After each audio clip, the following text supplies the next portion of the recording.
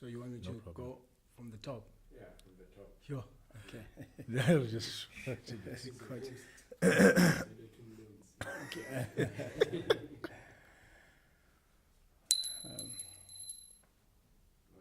Good evening, and thank you for joining us on Info Radio. This is myself, Lethu Mlonzi, and you're joining us on Info Radio on the round table discussions.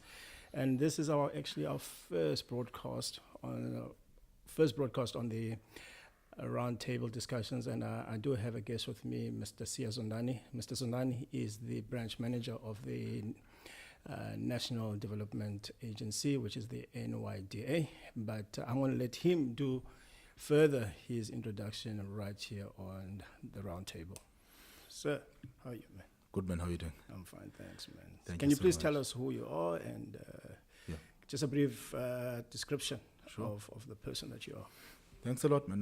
Siya Zondani is the name. Born and raised in Port Elizabeth. Big interest in human development, big interest in societal issues that affect development and prioritizing people as the drivers for development in the country. So in my own corner, I operate within the Nelson Mandela Bay, located in PE, driving the development of young people. So in a nutshell. Yeah. Now, so we're not talking. We're not going to be talking about development today. We're talking about an issue that is a more of a social issue, but it's got to do with development in a way. As you are aware, there's been a scourge of women coming out to say, men are trash, and coming out in protesting that there's a lot that has been done against women, but and the focus mostly is that we're looking at men, but we forget about the boy child. We forget of treating the boy child and installing good moral values in the boy child.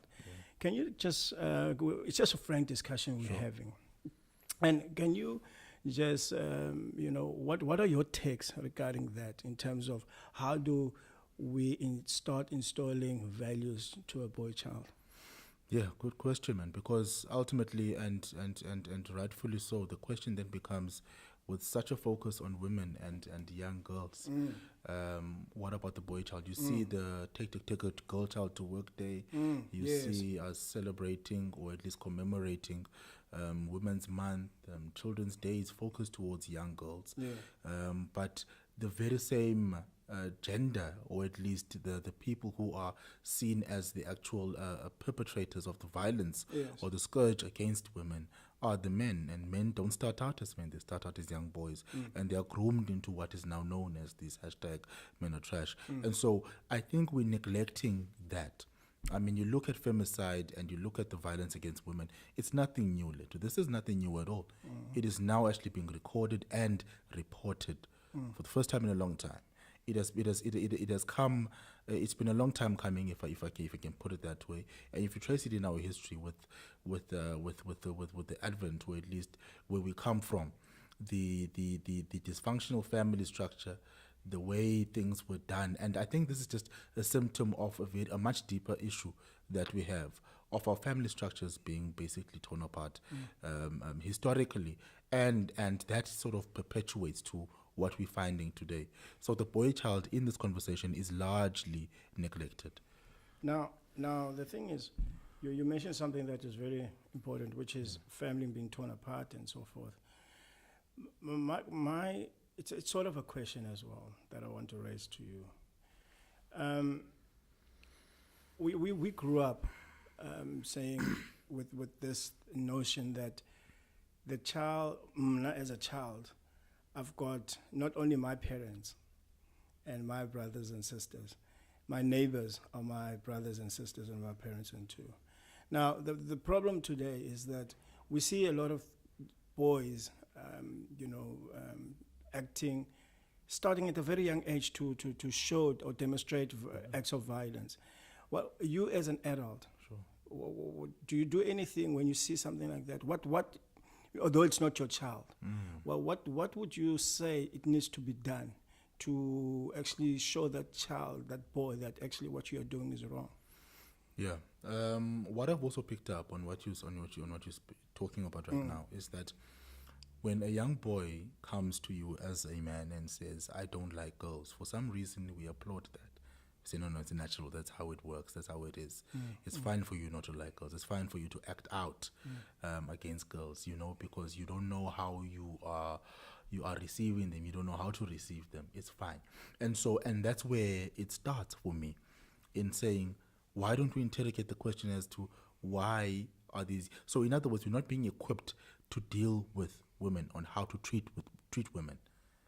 At first glance, as soon as a young boy sort of gets into conflict or doesn't like girls or starts beating on a girl, we see them or we view it as a trivial issue to say, man, he's just growing up. Usakhula, zinto zakhona, he'll grow out of it.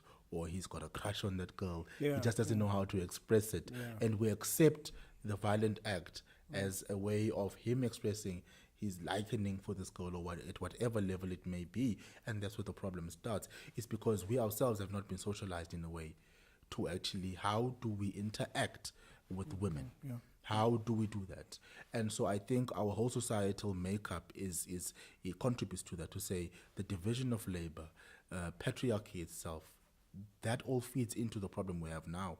So when these young boys are growing up and they are being given the privileges that they did not earn, but because of how society has sort of been structured, everyone has to fall into line, and then girls have to grow up in such environments, understanding that they have to be submissive in all of these issues and that they'll never be really equal to men. That in itself presents a problem. And you find that they'll grow up to be, and I think what I liked about one of the interviews I listened to with Dr. Mbuyiseni Ndlozi on Metro FM, you'd see he was saying that a lot of men are scared of what women have. A lot of men understand that women don't need them these days. The role is changing. Does that start at a very young age in a boy's life, when you see girls that are progressing, or they've got much more fancier things than you have, and you think, because you're a boy, you're supposed to have those things, not them. Where does that start? Because it starts somewhere. It didn't just not happen now in your adulthood, in your adult stages, So where can we curb this whole thing, this whole mentality of that? I feel strongly that we can curb it at the level of the conversations we have. Yeah. The languages we use. You hit like a girl, you run like a girl. You are a girl. That for me, that is actually a good thing. That for me is where we should start it. What does it mean to hit like a girl? Yes. What does it mean to run like a girl? What is that? Yeah. Why do we refer to women in that context as secondary, as not subhuman, but as if to say, if you run like a girl, you're not enough. You don't do it the right way. There lies the problem, the language that we use. And I feel that when we start challenging ourselves at that level, we'll start getting it right. And then secondly, for guys who are our age, yes, we know. And so at some point, I was speaking to another friend of mine about this, to say, and he called me out to say, Siya, you know of a friend who has lifted their hand to their woman. Yeah, definitely, yeah. Right? Yeah. And at that point, you were not equipped. You did not know what to do. Probably turned a blind eye, saying that, this is not my terrain. Yes, yeah. Yeah, I should not be entertained. Exactly. That's another issue that we have when we see these wrongs and we don't call them out for what they really are. It's problematic. It is a big problem. In that, now my only concern would then be, are we too far gone? That's another question I always ask myself. Are we too far gone to actually intervene in this? And whose responsibility is it really? I look at the upcoming August shutdown. Yes, yeah. And I ask myself, how do supposed allies, people like yourself and myself, who are taking time out to actually speak about this? Sure. Because we I think we identify it as an issue. How do we participate in this? Are we legitimate in participating in it? And what would legitimize our participation there? Because there has to be criteria. We can't just join the march. What are we actually saying? Because we represent the perpetrator. Are we symbolizing it? Is it just a symbol, but at the same time, when we go back home, what do we do? If I'm hearing you correctly, are you asking Ukuthi we cannot join the march, or are you saying Ukuthi we don't know the purpose of joining that march when it comes? I think it's twofold. Can we join the march? And when we do join the march, what are we in that space exactly? And for how long? And how legitimate is it? For me, how legitimate is it? It's almost like the racism thing. It's almost similar, because the perpetrator has to sit down with other perpetrators to deal with this issue and educate one another. You know? Do we have a role to play in that march? That's my question. Because this struggle is one that's being waged by women. You understand what I mean? So I think for where us do we fit men, in? I think for us men, I mean, look, you and I, we're having this discussion, and I think it's aimed for people or men that are really also wanting to take a stand and saying, look, Auti, you know, Lendu Yenza, it's wrong. No, let's take a stand and protect our women. You know what I'm saying? I think so. But also, which I also like what you're raising, Uti, we don't know at what angle do we start participating in it. You know, are we even allowed to participate? You know, that is another question. That is another thing that we need to raise, because they're saying a total shutdown come August I think August the 1st. If I'm not. In fact, I want to invite the woman. You know, the organizer of that. I had her on the radio the other day. So I want to invite her, and actually we want to have a discussion with her. You know, I think we need to have a follow-up with her, you know. But you mentioned something which I found very interesting. Emotions. Yeah. Because we are told, Nyani, if you run like a girl, or you don't cry. You know, go. Men don't cry. Yeah. You mustn't. I mean, I remember I was once told by guys that I grew up with, older guys, that, you know, if a girl has ilando before you know, you're not strong enough. You must eat first. Yeah, like those type of things. So, emotions. Yeah. It starts at a very young age, this thing does. of us holding emotion. What must be done? What can we do, Tina? We are now more equipped, because our mindsets now, our brain are more matured. So how then do we, with the maturity that we have, how then do we say to the young boy, you know, hey man, are you feeling? Cry. Yeah. Hey man, no, it's fine to cry. Yeah.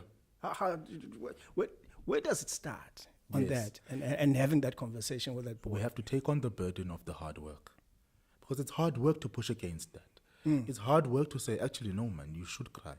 Actually, what do you mean by you run like a girl? It's hard work, because now you are challenging the status quo. And it's easy to just let things slide. It's easy to join the conversation with Amajida and catcall women and all of that. It's easy, but it is hard work to call out a bunch of friends who you grew up with and say, gents, kanye le catcalling isukapi. Why are we doing this?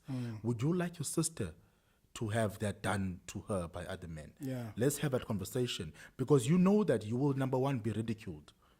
Yeah, that's true. True. Yeah, you'll be ridiculed as well. And then what's this sudden turnabout? You know, Sure. All of a sudden you're turning on us and you're telling us all of this. Yeah. What's going on with you? You know, some men sort of fear the whole being ridiculed to the extent of being isolated. Yeah. You know, even being labeled as to, okay, you may be homosexual. You know, we don't know. There's a fear there. There's hard work to be done, and we have to then make a decision, a very conscious decision, that we will do the hard work. Because the thing is, it's small cues, man. It's small cues, like so and so go wash the dishes in a social setting. So-and-so must do that. And then there are traditional and cultural cues. Whereas I remember, I'll never forget this, I was at a braai. Sure, boss. Friend of mine up in Joburg. So there's a mix of cultures there. Sure, yes. right? So I was there. We were all in a social setting. He was with his partner. Everyone was with their partner. And in this setting, we'd find that certain people would, or at least culturally, the woman has to serve Yeah. the man. Yeah. Whereas in other cultures, where at least those who are sort of in a more open and more liberal relationship were like, actually, I'll go get my own food as a man, you know? And so there are those cultural exchanges where you have to really think deep and say, what am I actually questioning here then? Yeah. You know, this is a setup that both this man and woman are comfortable with. But you see it from your point of view as, hey, this woman is being mistreated here. You know, why must this? Has the media played a role in tricky. that? It's tricky. Has the media played a role in that? I think it has. Because as you rightfully pointed out, in certain cultures, women still have to go serve. I mean, I've got a friend, and she's vendor, Yeah. and she tells me, you know, she still bows. She has to still do those things and all of that to a man. Yes. You know, and when I first heard that, for me it was shocking. Like, huh? Okay. I was like, okay, I think I need to get myself a vendor woman. But It's an interesting yeah, experience. exactly. So where can we actually tone the line and say, okay, fine, our cultural things, we still need to practice them. Yes. But yet, let's not cross the border or cross the line by abusing, by saying and hiding behind the word our cultural practices. Yeah. I still maintain that culture is and should be dynamic, right? It should never form or serve to hinder us. It should serve to assist us as a people. So if we move from one part of the land that you can have plantations in, etc., and you move to another, you won't plant the same plantations there because the soil is different. Why would you keep bashing your head against a brick wall? That's my question then. You know, things such as ukutwala, maybe at some point they were socially acceptable then, but today, let's think about it really. What is that? Why would you do that? And what informed practices such as ukutwala? You know, and so I think a broader discussion needs to be held around what serves us, what benefits us from our cultural practices, and what really pulls us back and serves to no benefit to us as a people. And those are very tricky situations and where we need to really navigate with care, because you're dealing with different cultures and different ways of upholding values and principles. But I think we need to sort of have an approach to it and have a frank but measured discussion to say, what does this really mean to you? You know, what does this really mean to cultures such as Islam, where that is a complete lifestyle? To culture such as Venda culture, to the Xhosa culture. What does it mean? How does the woman feel in that situation or in that setup, you know? So there lies the finite differences. And then you move from there outside the cultural traditional realm or spaces, and then you move into the workspace. I was going to come to that. You know, where the playing fields are leveled, and then things start becoming very tricky. I want to come to that, but I need just to take a quick break quickly.